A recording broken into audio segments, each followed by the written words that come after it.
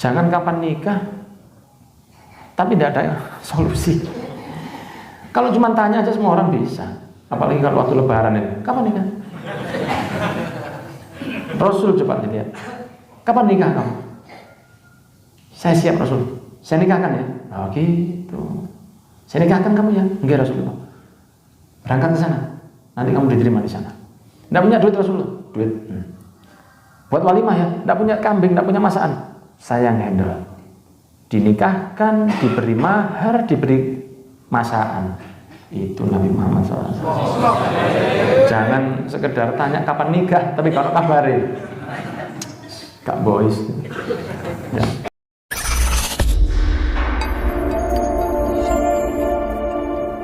Masih pembahasan seputar orang yang keutamaan nikah. Ya. Keutamaannya menikah. Kemarin sudah kita bahas bahwa pernikahan itu disampaikan Rasulullah akan membanggakan orang yang menikah. Membanggakan. Apalagi kalau anaknya banyak, dibanggakan. Ubahi bikumul umama yaumal qiyamah hatta bis-saqit. Bahkan yang keguguran pun saya banggakan, kata Rasul seperti itu. Disebutkan juga, ya sudah kita bahas, barang siapa enggan dengan sunnah saya, maka bukan dari golongan saya. Nah, kalau bukan golongannya Rasul, golongannya siapa? Kan tidak ada lagi golongannya Rasul. Kita berharap jadi golongannya Rasul, rombongannya Rasul. Iya, ini kata-kata gak enak sekali. Maksud saya itu jangan diremehkan kata-kata ini. Wa inna min sunnati an-nikah, dan dari sunnah saya adalah nikah. Faman ahabbani faman yastanna bi sunnati. Barang siapa yang cinta kepada saya, maka hendaknya dia senantiasa bersunnah seperti sunnah saya. Sudah kita bahas. Ya. Oke.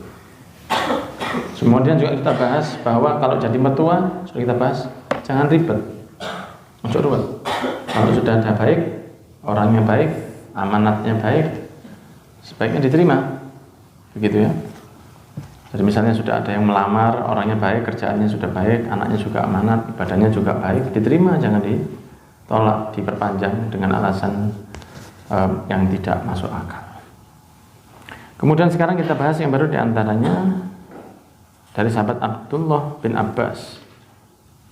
Beliau mengatakan, la yatimmu nuskun nasiki illa hatta yatazawwaj. Tidaklah sempurna ibadahnya seorang yang ahli ibadah kecuali kalau sudah menikah. Kalau sudah menikah baru lebih sempurna.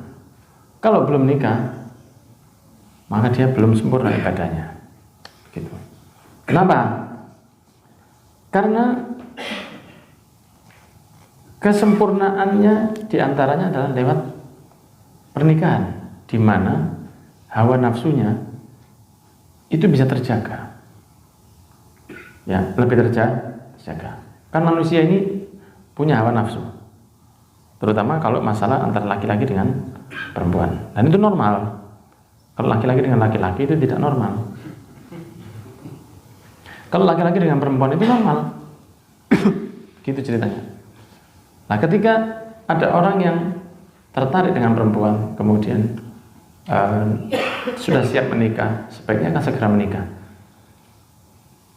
Nah, yang berbahaya itu kalau sampai usia sudah tambah, nah itu masih belum ada ketertarikan untuk nikah, belum tertarik dengan alasan yang macam-macam. Karena sekarang ya mungkin kalau kita yang di sini, mungkin di kota-kota besar itu kan banyak alasannya. Perempuan itu seakan-akan kalau 20 tahun nikah masih terlalu muda, lebih baik 25 dan lain sebagainya. Dan alasannya kadang-kadang tidak masuk akal. Iya. Tidak masuk akal alasannya. Belum selesai kuliah lah, belum, tidak masuk akal. Itu sama sekali tidak masuk akal. Ya, karena kadang-kadang kalau sudah dapat jodohnya datang, si perempuan siap, bapaknya kadang-kadang yang tidak siap. Begitu. Kenapa? Karena usia itu tidak bisa kembali lagi, apalagi perempuan. Apalagi perempuan. Nah, orang laki ini senang sama yang muda-muda. Ya, setahun itu dari laki-laki sudah menghitung, kelihatan bawahnya, waduh ini lebih baik lagi nih. Jadi kepada mertua kalau sudah datang, kan bisa kuliah sampai nikah, tidak ada larangan kan? Kuliahnya monggo kalau mau kuliah, tapi nikahkan dulu, lebih baik begitu. Ini kita ngomong masalah lebih baik, bukan berarti kok haram. Lu siapa yang bilang digoreng lagi? Kuliah dari Nabi Muhammad haram, siapa yang bilang? Manusia itu kalau kumpul terus lama-lama itu akan tergoda, itu normal. Kita itu normal. Kalau orang sudah menikah, ibadahnya itu lebih tenang. Kenapa?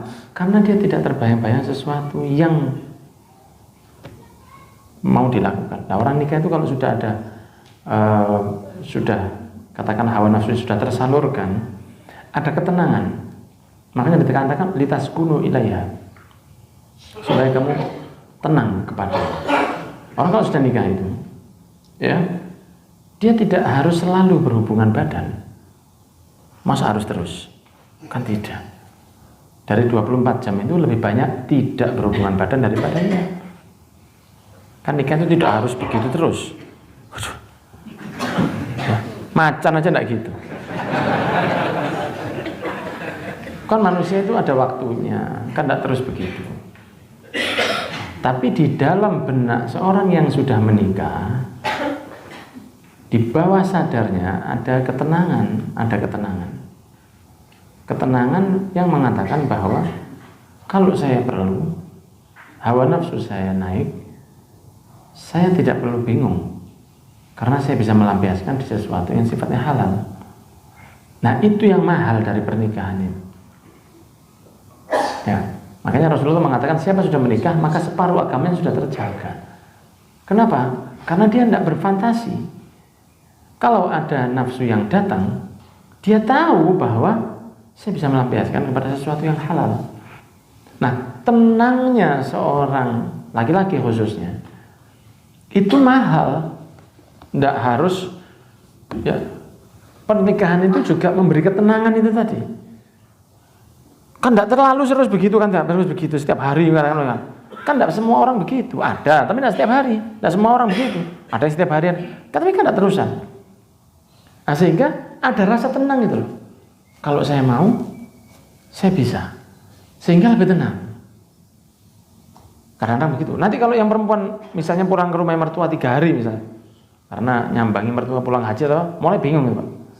Kenapa kok bingung? Lah selama ini waktu dia di rumah kok tidak bingung?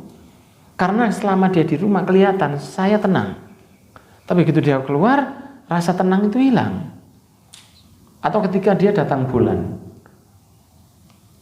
Banyak orang yang mengatakan ketika istrinya datang bulan, hawa nafsunya itu datang. Kenapa? Karena ketenangannya hilang. Sekarang saya tidak bisa. Bingung itu, hawa nafsu itu bingung. Dan itu normal, Pak, ya, itu normal sekali. Banyak yang mengatakan kalau istrinya datang bulan, hawa nafsunya itu tambah. Memang diberikan datang bulan ini supaya ada refresh lagi. Nah, kalau kosong terus, kita bukan Sayyidina Ali bin Abi Thalib. Punya istri Sayyidatuna Fatimah yang tidak pernah datang bulan. Kalau kita, mungkin istri kita tidak datang bulan, mungkin kita tuh boring. Tapi diberi datang bulan supaya seperti ada kangen lagi. Dan itu atas hikmahnya Gusti Allah. Jelas ini ya. Ini 29 tahun ke atas soalnya. Nah, begitu. Ada ketenangan itu yang mahal. Makanya para ulama segera menikah mereka. Karena mau mendapatkan ketenangan itu tadi selain dapat pahala. Ya, dapat ketenangan tadi. Ketika ada istri, saya tenang. Tapi kalau tidak, saya akan berfantasi lihat perempuan, saya berfantasi lihat ini, berfantasi. Tapi kalau punya istri, tidak. Saya tahu bahwa saya akan bisa melampiaskan hawa nafsu saya. Makanya Rasulullah mengatakan kalau kamu melihat perempuan di luar dan dia menarik nafsumu, segeralah pulang dan ketahuilah bahwa di rumahmu ada yang dimiliki olehnya. Begitu. Ya, ada juga ulama yang mengatakan bagaimana caranya saya supaya tidak tertarik kepada orang lain. Biasakan untuk memuji istrimu. Begitu. Saya baru dapat ilmu ini tadi malam. Ya. Biasakan untuk memuji istrimu. Coba, kamu puji istrimu, kamu kalau perlu kamu tulis. Kamu tulis. Banyak ulama begitu. Nulis keistimewaannya istrinya. itu membuat semakin sadar kelebihan. Karena kita tahu istri kita mungkin baik. Masuk karena api eblas. Waduh, istri saya itu welek tok, enggak mungkin lah. Pasti minimal satu ada baik, satu aja masuk kalau ada, misalnya cantiknya, atau cara ngomongnya, atau masakannya, atau sabarnya, atau telatennya, atau rajinnya, atau hematnya, atau apapun. Nah, kalau ada kelebihan istri itu, kita mungkin sadar, tapi mungkin kalau tidak ditulis, itu mungkin lupa kita. Kalau jenengan ditanya istri jenengan istimewanya apa? Mungkin jenengan istri saya mungkin begitu. Tapi kalau jenengan tulis, jenengan ingat. Nah, di antara membuat kita lupa tertarik dengan istri orang lain atau wanita lain, apa di antaranya? Tulis keistimewaan istri. Yang perempuan juga begitu. Tulis kelebihan suami. Suami saya rajin bekerja. Suami saya rajin olahraga. Ya. Suami saya suka beli hal-hal yang tidak perlu seperti knalpot dan lain-lain. Suami saya baik kepada saya. Suami saya tidak suka ke barang yang riba. Suami saya menjaga auratnya. Tulis. Ya, tulis, tidak apa-apa. Kelebihan istri itu ditulis. Sehingga kita tuh benar-benar sadar nanti akan hilang rasa tertarik kepada orang lain. Karena kita fokus memikirkan kelebihannya, nanti akan hilang. Karena sebetulnya hanya hawa nafsu saja yang menjadikan melihat orang lain itu tampaknya menarik. Gak mesti kalau tidak ruwet itu yang kita lihat. Ya kan? Mungkin ketika seseorang melihat istrinya ada kelebihan, ada kekurangannya. Ketika melihat orang lain, rumput tetangga lebih hijau kata Anda. Mungkin tampaknya dia lebih baik, tapi bukan tidak mungkin dia memiliki satu hal yang jauh lebih buruk dari istri kita. Kan begitu. Kan yang membuat menarik itu karena belum halalnya. Semi halal aja sudah menurun. Pacaran itu, pendekatannya itu yang menurut pengalaman orang-orang itu, pendekatannya itu yang asik. Begitu jadi, menurun sedikit. Begitu tunangan, tambah turun lagi. Begitu nikah, tambah ambles. Begitu. Loh, yang menjadikan istimewa itu apa? Ya pacarannya itu tadi, karena haram. Ya, begitu. Qabil itu nikah atas wijah, setan itu tidak menggodanya dengan cara yang lain. Ketika pacaran dia membuat semuanya jadi indah. Tampaknya jadi indah ketika pacaran. Ketika menikah, setan itu membuatnya yang kemarin dulu baik itu jadi buruk. Karena setan kan punya cara macam-macam. Dia tidak akan salah, ya tidak mungkin salah setan itu. Kalau ganggu tidak mungkin salah. Dia sudah expert betul masalah itu. Dia kemarin membuat seorang yang melihat calon istrinya itu baik sekali. Dia tidak mungkin keliru setelah menikah terus dia tetap sama menjadikan tampak calon istrinya yang sekarang jadi istrinya itu tetap seperti waktu dia masih pacaran. Tidak. Berubah sekarang sama setan. Dirubah supaya apa? Supaya dia tidak lama bertahan dengan pernikahannya. Makanya orang yang paling selamat orang yang tidak pacaran. Ta'aruf boleh, tak ajak jangan. Iya. Ya, ta'aruf boleh, tak ajak jangan. Saking dekatnya bismillah ya Allah. Ngalor ngidul pengajian, hatta pengajian. Enggak bisa. Enggak bisa. Ya kalau sudah separuh, sudah nikah, separuh agamanya itu lebih tenang karena dia lebih tenang. Dia lebih tenang.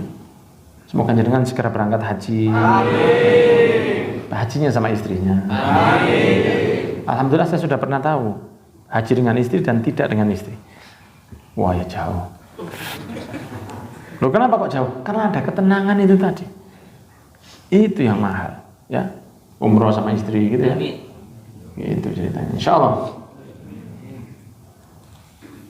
Dikatakan oleh para ulama, in aradtum nikaha ankahtukum, ya. Fa innal abda idza zana nuzi'al imanu min qalbi. Kalau sudah kalian itu mau nikah, ngomong ke anaknya, satu orang nikah satu orang mengatakan kepada anaknya. Ini sahabat Abdullah bin Abbas ya. Betul ya? Sahabat Abdullah bin Abbas mengatakan kepada anaknya,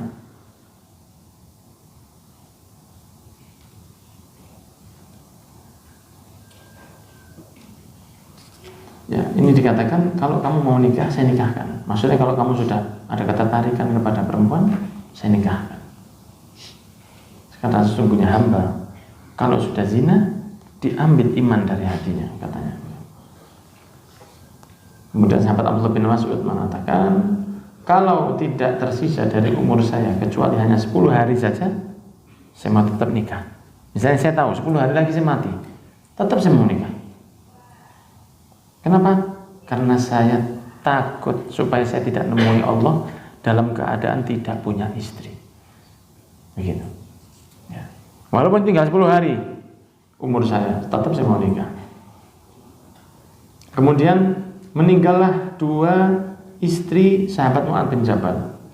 2 sahabat, 2 istrinya meninggal kena taun, ya, atau seperti pandemi kemarin kena COVID. Nah kalau zaman sekarang itu seperti COVID. Ini kena taun, namanya dulu itu taun. Dan dia juga kena juga, tapi belum meninggal. Sahabat Mu'adz bin Jabal. Apa mengatakan? Ayo tolong zawijuni. Ngomong kepada sahabatnya, tolong carikan saya calon supaya saya bisa nikah. Ya, supaya apa? Karena saya tidak suka ketemu Allah dalam keadaan tidak punya istri. Tidak mau saya. Jadi ini supaya dipahami bahwa motivasi pernikahan itu bukan urusan tentang hubungan badan saja. Itu kan terlalu kecil, ya, terlalu kecil. Hubungan, maksudnya orang nikah hanya pikirannya itu saja, itu terlalu rendah sekali, bukan itu. Ini tentang tiap detik dapat pahala, kemudian memiliki keturunan yang soleh dan solihah, kemudian memiliki kebanggaan dari hati Nabi, kemudian menjaga diri dari kemaksiatan. Banyak sekali. Kalau 10 hari saya mau mati, kata sahabat Abdullah bin Mas'ud, saya akan tetap nikah, kata beliau. Sahabat Umar bin Khattab itu juga sering nikah banyak sekali, sering nikah. Dia mengatakan apa? Saya tidak nikah kecuali untuk supaya memperbanyak anak saya, kata beliau. Kepingin nyenengno kanjeng. Begitu. Ya. Begitu ceritanya. Ada sahabat yang